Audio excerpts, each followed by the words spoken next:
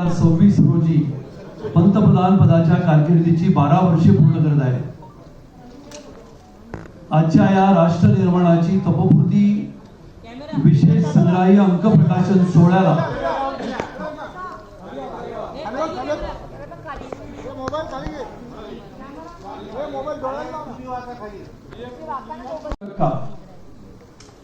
वो प्रकाशन करे ऐसे मैं अनुरोध करता हूं. सम्माननीय महाराष्ट्र के मुख्यमंत्री श्री देवेंद्र जी से आदरणीय पंतप्रधान श्री नरेंद्र मोदी जी के 12 वर्ष,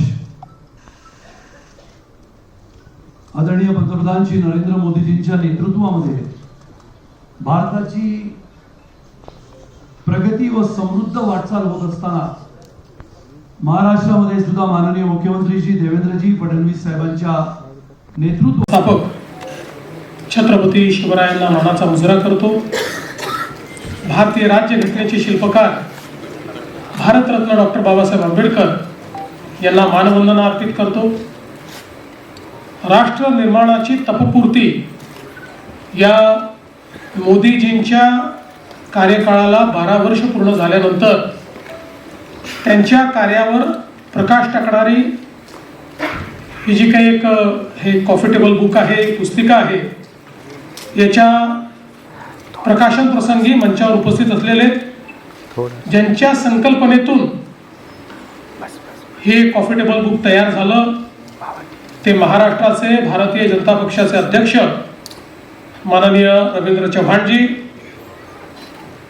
मंत्री मंगल प्रभात लोढाजी, मुंबईचे अध्यक्ष अमित साटमजी, आमदार निरंजन डावखरेजी, योगेश सागरजी, संजय कुटेजी, सुनील राणेजी, राजेश पांडेजी, समोर उपस्थित असलेले माध्यम क्षेत्रातील अनेक दिग्गज मान्यवर आणि उपस्थित सर्व भगिनी आणि बंधूंनो, मी रवींद्र चव्हाण साहेबांचं मनापासून अभिनंदन करेन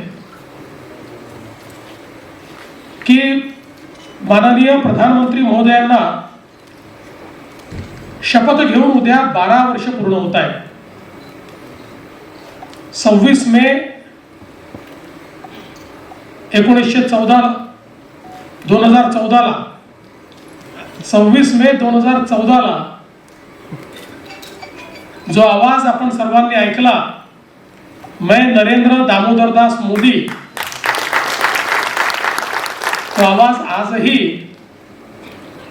आपल्या सर्वांच्या कानामध्ये निश्चितपणे त्या ठिकाणी गुंजतो आहे. आणि ही 12 वर्ष अक्षरशः थक्क करणारी अशा प्रकारची 12 वर्षे. एखाद्या देशाची शक्ती, एखाद्या देशाचा स्वाभिमान आणि आत्माभिमान कशा पद्धतीनं जागृत करून एक मोठं परिवर्तन घडवलं जाऊ शकतं हे गेल्या 12 वर्षामध्ये मोदीजींनी दाखवून दिलंय. जो देश एखाद्या याचकाच्या भूमिकेमध्ये, कधी एखाद्या बिचाऱ्या भूमिकेमध्ये आपल्याला पाहायला मिळाला, आज तो देश आत्मनिर्भर भारत अशा पद्धतीनं जगाच्या पाठीवर स्वाभिमानाने उभा असलेला गेल्या 12 वर्षाच्या या कार्यकाळात आपल्याला पाहायला मिळतोय. खरं म्हणजे 12 वर्षात मोदीजींनी वेगवेगळ्या क्षेत्रात केलेलं कार्य हे एका कॉफी टेबल बुक मध्ये मांडणं देखील अत्यंत कठीण आहे. आणि त्याबद्दल एखाद्या भाषणामध्ये बोलणं हे तर त्याहीपेक्षा कठीण आहे. पण मला असं वाटतं की ही जी काही 12 वर्ष आहे ही नवभारताकडे जी काही भारताने वाटचाल केली त्याची ही 12 वर्ष आहे. विविध क्षेत्रांमध्ये जे परिवर्तन झालंय त्याची ही 12 वर्ष आहे. आणि या परिवर्तनामध्ये सगळ्यात महत्त्वाची वाटचाल जर आपण काही केली असेल तर या देशामध्ये मोदीजींच्या नेतृत्वात सामाजिक क्षेत्रामध्ये जे विविध कार्यक्रम झाले, मग त्यामध्ये गरीबाला घर देणं असो, गरीबाला शौचालय देणं असो, गरीबाला गॅस देणं असो, गरीब लक्षित गरीब केंद्रित अशा प्रकारचा जो अजेंडा या ठिकाणी मोदीजींनी चालवला, त्या अजेंड्याला प्रतिसाद किंवा त्याचा परिणाम हा आपल्याला युनायटेड नेशन्सनी ज्यावेळी अहवाल प्रकाशित केला आणि या गोष्टीला मान्यता दिली की 10 वर्षामध्ये भारताने 25 कोटी लोकांना गरिबीपासून बाहेर काढलेलं आहे, हे ज्यावेळी जगाने मान्य केलं, मला असं वाटतं की त्यापेक्षा मोठा एक प्रकारे परिणाम दुसरा कुठलाच असू शकत नाही. 25 कोटी लोक जे गरिबी आणि एक्स्ट्रीम पॉवर्टीमध्ये होते, तीव्र गरिबीत होते, ते गरिबी रेषेच्या वर आले. हे 10 वर्षात करणं जगातल्या कुठल्याही देशाला संभव झालं नाही. ते मोदीजींच्या गरीब कल्याणाच्या अजेंड्याने करून दाखवलं. विविध क्षेत्रांमध्ये ज्या प्रकारे मोदीजींनी या देशाचा पायवा रचला, आता याच्या पुढे सातत्याने त्याच्यावरच्या इमारतीवर मजलेच चढणार आहे. आपण पुढेच जाणार, कारण इतका भक्कम पाया मोदीजींनी रचलेला आहे की आता पाठीमागे जाण्याचं काहीच कारण नाही. आज आपण बघा, अर्थव्यवस्था म्हणून भारताने केलेली प्रगती ही थक्क करणारी प्रगती आहे. आपल्या भारताचा GDP जो 2013-14 साली 103 लाख कोटी होता, आज तो GDP 357 लाख कोटी पर्यंत पोहोचलाय. म्हणजे 10 वर्षामध्ये 3 पटीने आपला GDP या ठिकाणी वाढलेला आहे. महाराष्ट्राचाच आपण विचार केला तर साधारणपणे 13-14 मध्ये जो महाराष्ट्राचा GDP 13 लाख कोटीचा होता, तो आता 54 लाख कोटी रुपयांपर्यंत पोहोचलेला आहे. आणि मला असं वाटतं की ही जी काही एक प्रकारे देशाच्या अर्थव्यवस्थेची वाढ आहे, मोदीजींनी एक महत्वाचा शिफ्ट देशाच्या अर्थकारणात आणला. UPAच्या सरकारमध्ये मानसिकता अशी होती की आम्ही लोकांकरता योजना तयार करू आणि जे काही आहे ते अनुदानाच्या स्वरूपात लोकांना देऊ, त्याच्यावर लोकांनी जगलं पाहिजे. आम्ही नवीन संधी निर्माण करणार नाही, आम्ही देशाच्या विकासावर, देशामध्ये पायाभूत सुविधा तयार करण्यावर कोणताही खर्च करणार नाही, लोकांना आपल्यावर अवलंबित करून ठेवू, अशा प्रकारच्या मानसिकतेतून, ज्याला डोल्सची इकॉनॉमी म्हणतो, अशा प्रकारची अर्थव्यवस्था, अनुदान प्रणित अर्थव्यवस्था ही त्या काळामध्ये तयार झाली. आणि त्याचा परिणाम असा झाला की हळूहळू अर्थव्यवस्थेच्या ताणामुळे आपण संधी पण निर्माण करू शकलो नाही आणि लोकांना त्यांच्या जीवनाकरता आवश्यक काय तेही देऊ शकलो नाही. परिणामतः इतक्या मोठ्या प्रमाणात देशातल्या गरिबीमध्ये एक मोठी जंप आपण 10 वर्षाच्या UPAच्या कार्यकाळात पाहिली. मोदीजींनी सांगितलं की आपल्याला अर्थव्यवस्था अशी करावी लागेल की ज्या अर्थव्यवस्थेमध्ये गुंतवणुकीच्या माध्यमातून संधी तयार होईल, त्या संधीच्या माध्यमातून देशाची अर्थव्यवस्था विस्तारित होऊन देशाच्या तिजोरीमध्ये पैसा येईल आणि आलेल्या पैशाचा उपयोग करताना गरीब कल्याणाचा अजेंडा चालवून देशातली गरिबी दूर करून गरिबालाही आपल्या पायावर उभं करण्याचं काम हे देशातलं सरकार करेल, अशा प्रकारचे एक आर्थिक नवीन विचार, जो अंत्योदयाचा विचार आहे, जो दीनदयालजींचा विचार आहे, हा विचार या ठिकाणी मांडण्याचं काम, आणि केवळ मांडण्याचं नाही तर ते प्रत्यक्षात आणण्याचं काम हे मोदीजींनी या ठिकाणी करून दाखवलं. आज आपण पाहतोय की अर्थव्यवस्थेच्या क्षेत्रामध्ये ही जी काही वाढ आहे, आज जगातली 4थी सर्वात मोठी अर्थव्यवस्था आपण झालो, लवकरच 3री मोठी अर्थव्यवस्था होऊ. हा जो काही विस्तार आहे हा केवळ घोषणांनी झालेला नाही, त्याला त्याच्या पाठीमागे एक मोठी विस्तृत स्ट्रॅटेजी, त्याच्या पाठीमागे विकासाचा अजेंडा हा मोदीजींनी उभा केला.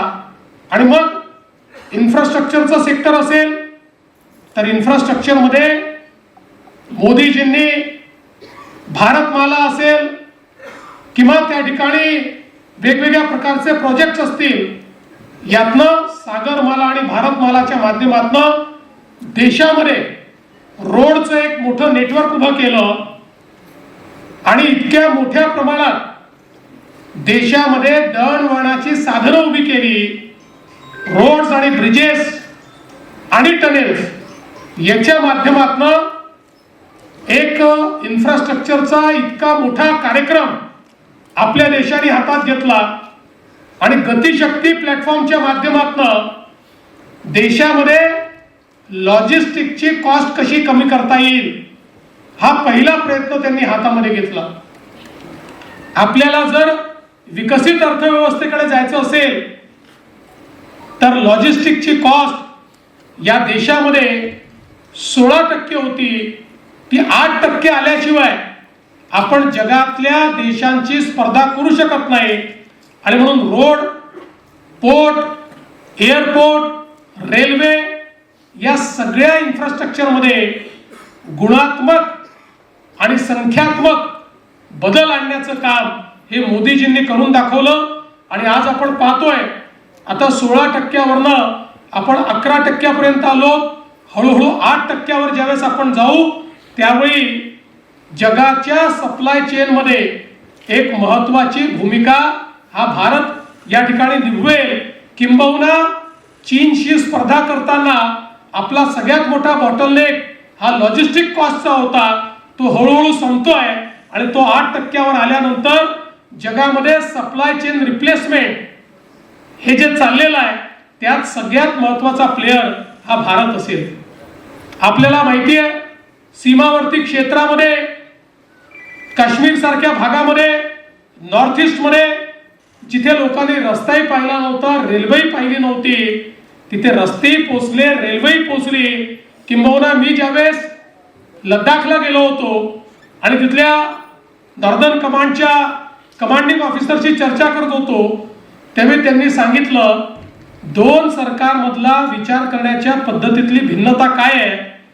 तर म्हणाले जुन्या काळातल्या सरकारला UPAच्या आम्ही सांगत होतो की चायनाने बॉर्डर पर्यंत इन्फ्रास्ट्रक्चर आणलेलं आहे, चायनाच्या सोबत वॉर झाला तर त्यांची मुवमेंट जी आहे लॉजिस्टिक मुवमेंट ही ते 24 तासात करू शकतात, 48 तासात करू शकतात. आम्हाला मात्र 7-8 दिवस लागतील कारण आपलं बॉर्डर इन्फ्रास्ट्रक्चर तयार नाहीये. त्यामुळे UPAचं सरकार म्हणायचं की आपण जर ते केलं तर चीनला त्याचा फायदा मिळेल. आता चीनला आपल्या देशामध्ये एंट्री करून आपल्या देशात येण्याकरता रस्तेच नाही, ते तर बॉर्डर पर्यंतच रस्ते घेऊन आले आहेत. आपण रस्ते केले तर त्याचा फायदा चीन घेईल आणि म्हणून रस्ते करायचे नाहीत असा निर्णय त्या सरकारने केला होता. ते म्हणाले आताच्या सरकारने ज्या प्रकारे बॉर्डर इन्फ्रास्ट्रक्चर तयार केलाय चीनला तरी 24 तास लागतील, भारत 12 तासामध्ये त्या ठिकाणी मोबिलायझेशन करू शकतो. अशा प्रकारचं काम आज भारताने केलेलं आहे. आणि म्हणून एकीकडे इन्फ्रास्ट्रक्चर बॉटलनेक्स दूर केले. आज वाढवण सारखं बंदर जे आपण तयार करतोय, देशातलं सगळ्यात मोठं बंदर JNPT, देशाचं 60-65% कंटेनर ट्रॅफिक जे हँडल करतं हे JNPTचं देशातलं सगळ्यात मोठं बंदर जगातल्या पहिल्या 30 बंदरांमध्ये देखील येत नाही. आजही आपण बघा, जगामध्ये आर्थिक सुपर पॉवर तेच आहे ज्यांच्याकडे मॅरीटाईम पॉवर आहे. सामुद्रिक व्यापार हा ज्यांच्याकडे आहे तेच जगावर आजही इकॉनॉमिकली राज्य करतायत. आणि मोदीजींनी ओळखलं आणि 1992 साली ज्या वाढवण पोर्टची फाईल बंद करण्यात आली होती, हा पोर्ट बनू शकत नाही, आपलं सरकार आल्यानंतर आपण ती फाईल उघडली, त्या संदर्भातले बॉटलनेक दूर केले आणि माननीय मोदीजींनी त्या ठिकाणी देशातला सगळ्यात मोठा पोर्ट, JNPT पेक्षा 3 पट मोठा पोर्ट आणि ज्या दिवशी तयार होईल त्या दिवशी जगातल्या पहिल्या 10 पोर्ट मधला पोर्ट, अशा पद्धतीनं वाढवणचं बंदर हे आपण तयार करतोय. एकटं वाढवणचं बंदर मॅरीटाईम पॉवर म्हणून 30 वर्ष आपल्याला पुढे देणार आहे. अशा पद्धतीचं काम आज इन्फ्रास्ट्रक्चरच्या क्षेत्रात होत आहे. आपण बघतोय रेल्वे बदललेली आहे. मी परवा वंदे भारत ट्रेननी शिर्डीला गेलो. जगातल्या अनेक ट्रेन्समध्ये मी देखील बसलेलो आहे, पण वंदे भारत ट्रेनमध्ये बसल्यानंतर आणि जपानच्या ट्रेनमध्ये, चीनच्या ट्रेनमध्ये किंवा स्वित्झर्लंडच्या ट्रेनमध्ये बसल्यानंतर कुठलाही फरक आपल्याला पाहायला मिळत नाही. इतकी चांगली ट्रेन आणि तीही भारतामध्ये तयार करून दाखवण्याचं काम हे आपल्या सरकारने या ठिकाणी केलेलं आहे. त्यामुळे रेल्वेचं क्षेत्र असो, आता रेल्वेमध्ये जे फ्रेट कॉरिडॉर्स आहेत त्याची गती वाढवण्याचं काम हे वेगानं चाललेलं आहे. जी गती 10, 12, 15 किलोमीटर ॲव्हरेज याची ती आता 25 पर्यंत पोहोचली आहे, 35 पर्यंत पोहोचते आहे, ती 50 पर्यंत पोहोचली तर आपल्या ट्रान्सपोर्टेशनच्या कॉस्टमध्ये खूप मोठ्या प्रमाणात फरक पडेल. अशा पद्धतीचं काम इन्फ्रास्ट्रक्चरच्या क्षेत्रामध्ये आज झालेलं आपण बघतोय. यासोबत या देशामध्ये संधी तयार व्हावी याकरता झालेले जे काही रिफॉर्म्स आहेत, या रिफॉर्म्स मध्ये मी तर असं म्हणेन की जीएसटी हा एक असा रिफॉर्म आहे की ज्याच्यामुळे आम्ही क्वांटम जंप घेतली. आज आपण बघा, जेव्हा जीएसटी या देशामध्ये आला आणि आम्ही ट्रेड बॅरियर्स त्या ठिकाणी तोडले. पूर्वीच्या काळी प्रत्येक राज्य आपला टॅक्स लावायचं आणि त्यामुळे आमच्याकडे परदेशी गुंतवणूकदार हे येऊ शकत नव्हते. ट्रेड बॅरियर्समुळे अनफेअर ट्रेड होता, त्यामुळे लेवल प्लेइंग फील्ड नव्हती. एक प्रकारे हे बॅरियर्स वेपनाइज केले जायचे, त्यातनं देशाच्या अर्थव्यवस्थेवर विपरीत परिणाम व्हायचा. अनेक वर्ष UPAच्या सरकारने जीएसटी आणण्याचा प्रयत्न केला, ते यशस्वी झाले नाही. पण मोदीजींनी जीएसटीवर एकमत घडवलं आणि घडवून या देशामध्ये जीएसटी आणला. मला आजही आठवतं की ज्यावेळी जीएसटीचं बिल राज्याच्या विधानसभेमध्ये मी मांडलं होतं, त्यावेळी विधानसभेमध्ये आमच्या विरोधकांनी खूप गदारोळ करून सांगितलं होतं, आपण मॅन्युफॅक्चरिंग स्टेट आहोत. मॅन्युफॅक्चरिंग स्टेट असल्यामुळे आपला आजचा जो वॅट आहे तो जीएसटीत कन्वर्ट झाला तर तो कमी होईल, महाराष्ट्राचं नुकसान होईल. महाराष्ट्राने जीएसटी स्वीकारू नये. त्यावेळेस मी भाषणामध्ये सांगितलं होतं की आपण मॅन्युफॅक्चरिंग स्टेट आहोत आणि बॉर्डरलेस व्यापार जर सुरू झाला तर आपला जो काही मॅन्युफॅक्चरिंग बेस आहे हा मोठ्या प्रमाणात वाढेल.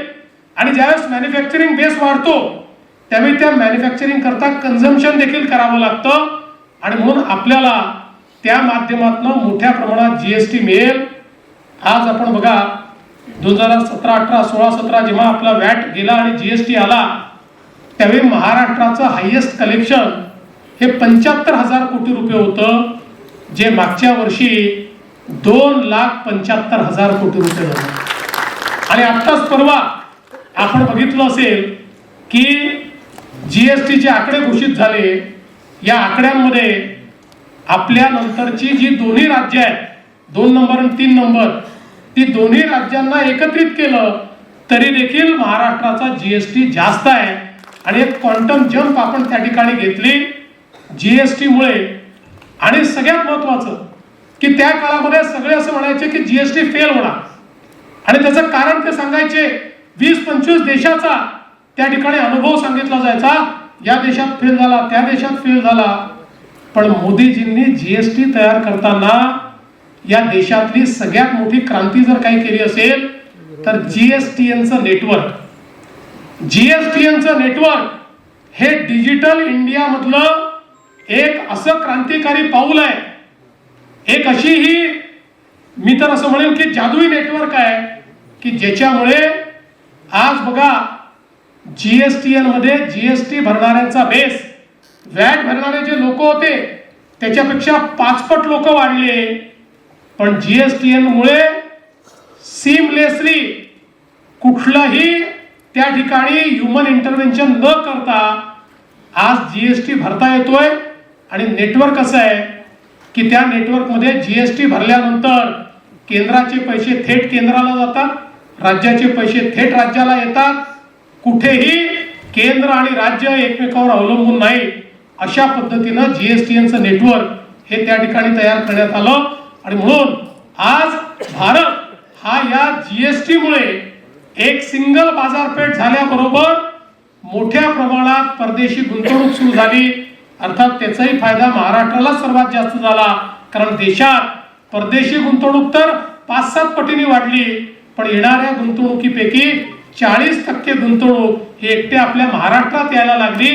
त्याचा सगळ्यात मोठा फायदा आणि बेनिफिशियरी आपला महाराष्ट्र आहे. आणि म्हणूनच आपण जर बघितलं तर डिजिटल इकॉनॉमी मध्ये भारताने जे पाऊल ठेवलं, यूपीआय हे आपल्या डिजिटायझेशनचं एक दुसरं आश्चर्य आहे. यूपीआय ज्या प्रकारे पेमेंट गेटवे भारताने तयार केला, जगातल्या मोठ्या मोठ्या देशांनी आश्चर्याने तोंडात बोट घातलं. आणि जगातले किमान 25 देश असे आहेत की जे आता यूपीआय वापरतात, त्यांचा पेमेंट गेटवे हा यूपीआय आहे. मी आता जेव्हा डावोसला गेलो होतो तर डावोसमध्ये त्या ठिकाणी त्यांनी 9 देशांच्या आर्टिफिशियल इंटेलिजन्स मिनिस्टरची एक कॉन्फरन्स केली आणि मला देखील एक चीफ मिनिस्टर म्हणून त्या ठिकाणी बोलवलं. आणि त्या ठिकाणी ज्यावेळेस आम्ही चर्चा करत होतो त्यावेळी ब्राझीलच्या आर्टिफिशियल इंटेलिजन्सच्या एआय मिनिस्टर होत्या, त्या ब्राझीलच्या अर्थमंत्री देखील होत्या. त्यांनी त्या ठिकाणी सांगितलं की आता आम्ही कंप्लीट डिजिटल अशा पद्धतीच्या इकॉनॉमीकडे चाललो आहोत. आणि या डिजिटल इकॉनॉमीमध्ये जात असताना आम्ही भारताचा यूपीआय स्वीकारलाय आणि त्याच्यामुळे आमची डिजिटल इकॉनॉमी चांगल्या पद्धतीनं प्रोसेस होते.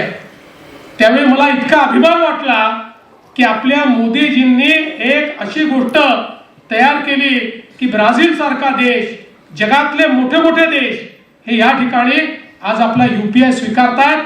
आणि याच्यामुळे आपल्या देशातल्या डिलिव्हरी सिस्टीम मध्ये म्हणजे आपल्याला कल्पना आहे, राजीव गांधी म्हणाले होते 1 रुपया दिल्लीतनं पाठवतो तर केवळ 15 पैसे शेवटच्या माणसापर्यंत पोहोचतात. कारण आपली डिलिव्हरी सिस्टीम अशी होती जी व्यक्ती केंद्रित नव्हती, ती त्या ठिकाणी जी व्यवस्था आहे ती व्यवस्था केंद्रित होती. व्यवस्थेतल्या प्रत्येक माणसाला त्यातनं आपला शेअर काढून घेता येत होता आणि त्यामुळे शेवटच्या माणसाला 15 पैसेच मिळायचे. पण मोदीजींनी ही जी सिस्टीम उभी केली, मोबाईल आणि यूपीआयची जी सिस्टीम तयार केली, जनधन खात्यांची जी सिस्टीम तयार केली, त्यामुळे आता कुठल्याही योजनेचे पैसे हे थेट बेनिफिशियरीच्या खात्यामध्ये जातात. आता आपल्याला हे ऐकायला मिळत नाही की तहसीलदाराने पैसा रोखला, तलाठ्याने आमचे पैसे खाऊन टाकले, कुठल्या तरी इंजिनियरने आमचे पैसे मारून टाकले.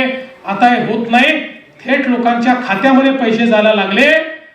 आणि भारतातल्या डिलिव्हरी सिस्टीमला एक प्रकारे नवीन रूप देऊन या देशातला ग्रासरूटचा जो भ्रष्टाचार होता तो समाप्त करण्याचं काम हे मोदीजींनी या ठिकाणी केलं. खरं म्हणजे मी एक एक विषय सांगत राहिलो तर अख्खी रात्र मी याच्यावर भाषण करू शकेन. पण मला असं वाटतं की एका क्षेत्राकडे अजून आपण लक्ष दिलं पाहिजे, ते म्हणजे फॉरेन पॉलिसी आणि डिफेन्स. एक नवीन भारत आपण पाहतोय. जो कोणाच्याही दबावात येत नाही. आपण पाहिलं अलीकडच्या काळामध्ये ट्रेड ही वेपनाइज होते. आपण बघितलं भारतावर वेगवेगळ्या प्रकारचे ट्रेड बॅरियर्स टाकले, पण ट्रेड बॅरियर्स टाकल्यानंतर भारत याच्याकडून गेला नाही. भारताने विनंती केली नाही की तुम्ही ट्रेड बॅरियर्स उचला. भारताने सांगितलं ट्रेड ट्रीटी होईल, पण ती होत असताना आमच्या शेतकऱ्याचं हित हे जर त्या ट्रेड ट्रीटीमध्ये असेल तर आम्ही त्या ठिकाणी तो करार करू. आणि शेवटपर्यंत भारताने कणखर भूमिका घेतल्यामुळे आज आपण पाहतोय अमेरिकेसोबतही आपला करार झाला, तर आपण आपल्या शेतकऱ्याला त्या करारातनं बाहेर ठेवलं. अमेरिकेमधला सबसिडाइज माल हा भारतामध्ये बॅरियर फ्री येऊ शकत नाही, अशा पद्धतीनं त्या ठिकाणी त्या करारामध्ये आपण नमूद केलं आणि आपल्या शेतकऱ्यांना आज त्या ठिकाणी इन्सुलेट करण्याचं काम केलं. आज स्थिती अशी आहे की आपण इतकं महत्वाचं मार्केट झालो की याच्यामध्ये युरोपने आपल्याशी FTA केला. आता भारत आणि युरोप हे असे पार्टनर्स आहेत की ज्यांच्यामध्ये व्यापार करार झाल्यामुळे बॅरियरलेस भारताला आपल्या वस्तू युरोपच्या मार्केटमध्ये पाठवता येतात. आणि आपण आता अशा स्थितीत आहोत की अनेक देशांसोबत आपला व्यापार ट्रेड सरप्लस आहे. आपण ट्रेड डेफिसिट मध्ये नाही आहोत. अनेक महत्वाच्या राष्ट्रांसोबत आपण त्यांना जास्त निर्यात करतो आणि त्यांच्याकडनं कमी आयात करतो. अशा पद्धतीनं आज आपली रचना झाली आहे. ऑस्ट्रेलिया सोबत आपण FTA केला. वेगवेगळ्या देशांसोबत हा FTA केल्यामुळे आता एक मोठी बृहद अशा प्रकारची बाजारपेठ आपल्या टर्म्सवर, भारताच्या टर्म्सवर भारताला मिळाली. आणि प्रत्येक युद्धजन्य परिस्थितीमध्ये भारताने आपली भूमिका ठामपणे मांडली. कोणाचीही बाजू न घेता भारताने त्या ठिकाणी आपली कणखर भूमिका मांडत असताना जगात आता अशी पोझिशन करून ठेवली आहे की जगातले सगळे जे लीडर्स आहेत हे असं म्हणतात की आम्हाला भारतासोबत मैत्री ठेवायची आहे. कालच आपण ट्रम्प यांचं भाषण ऐकलं असेल. ते म्हणाले भारत आमचा मित्र आहे, भारताला जे पाहिजे ते देण्याकरता आम्ही तयार आहोत. जगामध्ये अमेरिका असो, रशिया असो, युरोप असो, अगदी ज्यांचे युद्ध चालले आहेत ते रशिया आणि युक्रेन असो किंवा अमेरिका, इस्रायल आणि इराण असो, हा प्रत्येक देश म्हणतो आमचा विश्वास भारतावर आहे, आमची मैत्री भारताशी आहे. आणि आजच मी एका फोरमच्या काही लोकांशी बोलत होतो. त्या फोरममध्ये देशातले काही उद्योगपती होते. ते सगळे उद्योगपती म्हणत होते की आज उद्या जेव्हाही हा वॉर समाप्त होईल त्यावेळी भारत इतक्या युनिक पोझिशन मध्ये आहे. भारताने या सगळ्या परिस्थितीमध्ये जी भूमिका घेतलेली आहे त्या भूमिकेमुळे आता एकदा वॉर जेव्हा स्टॉप होईल त्यानंतरचा जो काही इकॉनॉमिक राईज आहे त्याच्यामध्ये भारताला अत्यंत प्रमुख भूमिका मिळेल. मला असं वाटतं की ही जी एक कणखर अशा प्रकारची भूमिका आणि भूमिका दाखवत असताना ऑपरेशन सिंदूर सारखं ऑपरेशन की ज्याच्यामध्ये भारताने आपली सामरिक शक्ती ही दाखवून दिली. कारण आपल्याला माहिती आहे भारत केवळ पाकिस्तानशी युद्ध लढत नव्हता. भारत हा एक प्रकारे चीनशीही सुडो वॉर लढत होता. कारण पाकिस्तानला शस्त्रास्त्र आणि सगळ्या प्रकारची लॉजिस्टिकल मदत ही चायना देत होतं. सगळा त्या ठिकाणी खर्च जो काही असेल त्यामध्ये आपल्याला कल्पना आहे की तो कुठून येत होता हे सगळ्यांना माहिती आहे. पण भारताने दाखवून दिलं की भारतामध्ये तयार झालेले जे इक्विपमेंट्स आहेत, भारताचे ड्रोन्स, भारताचे जे काही मिसाईल्स, याची शक्ती आपण दाखवून दिली. आणि अक्षरशः प्रिसिशननी जे काही त्या ठिकाणी त्यांच्या युद्धाची विमानं होते, एअर बेसेस होत्या, त्या नष्ट करण्याचं काम आपण हे करून दाखवलं.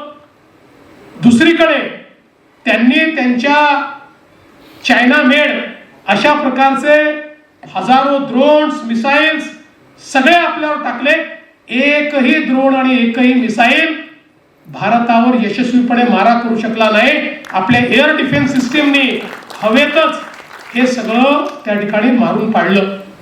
आणि यात सगळ्यात महत्वाचं काय आहे, आत्मनिर्भरता म्हणजे काय, तर जो भारत जवळपास सगळी शस्त्रास्त्र सगळी ही इम्पोर्ट करत होता, आज तो भारत 50,000 कोटी रुपयाचा एक्सपोर्ट करतोय. आणि कालच माननीय देशाचे रक्षा मंत्री यांच्यासोबत शिर्डीमध्ये एका युनिटचं आम्ही उद्घाटन केलं. निबे इंडस्ट्रीजच्या मोठं युनिट आहे, जवळजवळ त्या ठिकाणी अर्ध्या किलोमीटरचे 9 शेड्स आहेत, ज्या ठिकाणी मिसाईल्स बनत आहेत, शेल्स बनत आहेत. आणि त्या ठिकाणी महत्वाचं काय आहे, तर त्या ठिकाणी 5 वर्षाचं त्यांचं सगळं प्रोडक्शन हे इस्रायलने बुक केलं आहे. संपूर्ण 100% प्रोडक्शन त्यांचं बुक केलेलं आहे. त्यामुळे आता भारत आत्मनिर्भर तर आहेच, पण मोदीजींनी जे सांगितलं make in India and make for world, ते आता खऱ्या अर्थानं पूर्ण होताना आपल्याला पाहायला मिळत आहे. आणि म्हणून एक नवीन भारत की ज्याच्यामध्ये गरिबाचा विचार होतो, एक नवीन भारत की ज्याच्यामध्ये शेतकऱ्यांचा विचार होतो, ज्याच्यामध्ये महिला या लक्षित धरून बेटी बचाव पासनं बेटी पढाव पासनं तर लखपती दिदी पर्यंत विविध कार्यक्रमांच्या माध्यमातून महिलांना अधिकारिता दिली जाते. अशा प्रकारचा एक भारत, युवांची स्वप्न पूर्ण करणारा, स्टार्टअप इकोसिस्टीम हा रुजवणारा भारत आज आपण या ठिकाणी या 12 वर्षात तयार झालेला बघतो आहोत. आणि म्हणूनच मला असं वाटतं की ही जी तपपूर्ती आहे, या तपपूर्तीच्या निमित्ताने रवींद्र चव्हाणजींनी हे जे काही कॉफी टेबल बुक या ठिकाणी प्रकाशित केलाय, यामध्ये मेजर हायलाइट्स हे आपण आणण्याचा प्रयत्न केलेला आहे. आणि विशेषतः मला आनंद आहे की ज्यांचं म्हणणं हे महाराष्ट्रातले लोक ऐकतात, अशा अनेक लोक माध्यम क्षेत्रातले हे आपण या ठिकाणी बोलवलेले आहेत. हा संपूर्ण विषय जे ॲम्प्लिफाय करू शकतात अशा पद्धतीची मंडळी या ठिकाणी सगळी आलेली आहेत. त्यामुळे मला विश्वास आहे की आपल्या सर्वांच्या माध्यमातून भारताची ही वाटचाल ही आपण जनाजनापर्यंत पोहोचवण्याचा प्रयत्न कराल. मी आपल्या सर्वांचे मनापासून आभार मानतो. माननीय रवींद्र चव्हाणजींचे मनापासून अभिनंदन करतो आणि माझं बोलणं संपवतो. जय हिंद, जय महाराष्ट्र.